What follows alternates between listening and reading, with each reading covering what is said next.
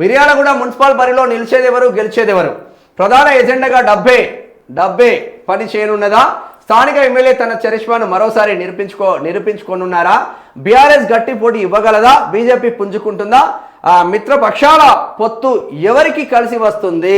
Miryalaguda municipal chairman పదవి అసలు కథ ఏంటనేది నడ్డి శివకృష్ణ యాదవ్ ఆధ్వర్యంలో నడుస్తా ఉంది. మా యాదవ్ బిడ్డ, బీసీ బిడ్డ. మిర్యాలగూడ మున్సిపల్లో చిత్రాలు చోటు చేసుకుంటున్నాయనంటే అవుననే అనక తప్పదు. గత కొన్ని సంవత్సరాల నుండి వార్డును పట్టుకొని ప్రచారం చేస్తున్న కొంతమంది అభ్యర్థులు మాత్రం వార్డులలో తమ సొంత ఖర్చులతో పనిచేస్తున్నారు అని మాత్రం విపరీతమైన ఖర్చు ప్రజలలో ఉన్నది. అదేవిధంగా ప్రధాన పార్టీలలో గత ఎన్నికల్లో పోటీ చేసిన అభ్యర్థులు ఈసారి ఎన్నికల్లో పోటీకి విముఖత చూపుతున్నారా లేకపోతే కొత్త వారికి అవకాశం ఇవ్వడానికి బరిలో నుంచి తప్పుకొని ఉన్నారా లేకపోతే లక్షలలో ఖర్చు పెట్టి నిలబడడం ఇష్టం లేక తప్పుకుంటున్నారా అనేది వేచి చూడక తప్పదు.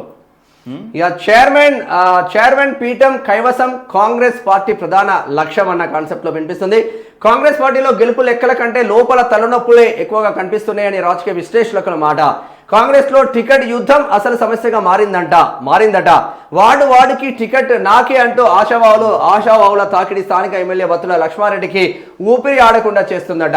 స్థానిక ఎమ్మెల్యే వత్తుల లక్ష్మారెడ్డి ప్రభుత్వ ప్రజా సంక్షేమ పథకాలతో పాటు తాను స్వయంగా చేస్తున్న సంక్షేమ పథకాలే కాంగ్రెస్ పార్టీ అభ్యర్థులను గెలిపిస్తాయని ధీమాగా ఉన్నారట. మిర్యాలగూడ పట్టణ పరిధిలో ప్రధాన సమస్యగా మారినటువంటి డ్రైనేజీ సమస్యను తీర్చడంతో పాటు 400 కోట్లతో నియోజకవర్గ పరిధిలోని అభివృద్ధి పనులను శంకుస్థాపనలు చేసి ప్రారంభించిన నేపథ్యంలో కాంగ్రెస్ పార్టీతోనే అభివృద్ధి సాధ్యమనే నినాదంతో ముందుకు వెళ్తున్నారని బహిరంగ చర్చ.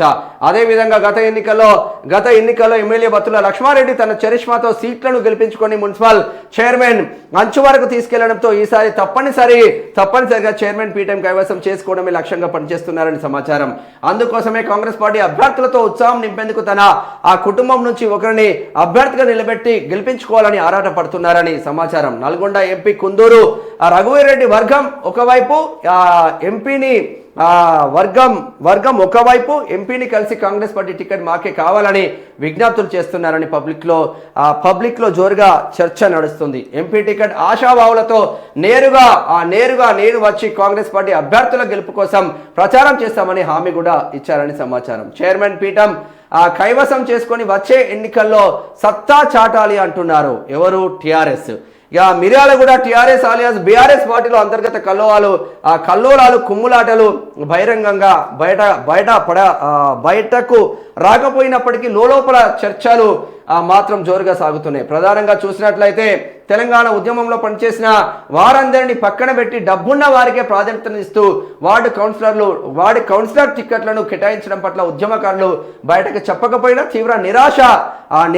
తీవ్ర నిరసన వ్యక్తం చేస్తున్నట్లు సమాచారం. ఏది ఏమైనా గత స్థానిక సంస్థల ఎన్నికల్లో బీఆర్ఎస్ పార్టీ అభ్యర్థులు గట్టి పోటీ ఇచ్చినప్పటికీ మాజీ ఎమ్మెల్యే నల్లబోతు భాస్కర్ రావు ప్రచారం చేయకపోవడం వాటికి తీరని నష్టాన్ని చేకూర్చిందని చెప్పవచ్చు. మాజీ ఎమ్మెల్యే కుమారుడు సిద్ధార్థ తన వంతుగా కృషి చేసినప్పటి నుంచి ఆశించిన ఫలితాలు రాకపోయినా బీఆర్ఎస్ కార్యకర్తలో జోష్ పెరిగిందని సమాచారం. మున్సిపల్ ఎన్నికల్లో పార్టీలో జాయినింగ్ చేస్తున్నప్పటికీ మున్సిపాల్లో పోటీ చేసే అభ్యర్థులు పెట్టుబడి లేక వెనుదిరుగుతున్నారని సమాచారం. మున్సిపల్ అభ్యర్థుల కోసం గత ఎన్నికల్లో వివిధ పార్టీల నుంచి పోటీ చేసిన అభ్యర్థులకు గాలం వేసే ఆ పనిలో ఉన్నారని స్వయంగా ఫోన్లు చేసి మేము ఉన్నాము, మీరు పోటీకి సిద్ధం కండి అని భరోసా కల్పించే ప్రయత్నం చేస్తున్నారని కానీ అభ్యర్థుల నుంచి ఆశించిన మేర ముందుకు రావడం లేదని ఏది ఏమైనా ఎంత ఖర్చైనా పర్వాలేదు కానీ మున్సిపల్ పీఠం కైవసం చేసుకుంటేనే వచ్చే ఎమ్మెల్యే ఎన్నికల్లో తన ప్రభావాన్ని చూపించవచ్చని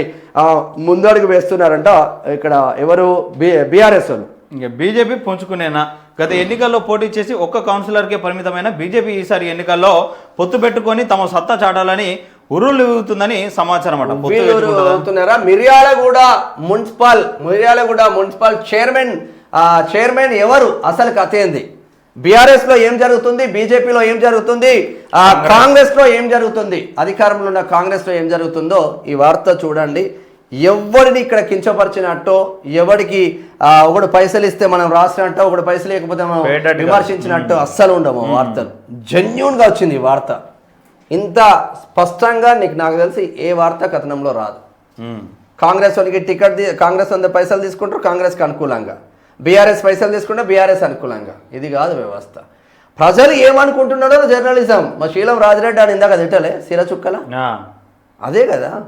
ముఖాల మీద వంగి మోచేతి మీద తాగే రకం కాదు ప్రజా వాయిస్.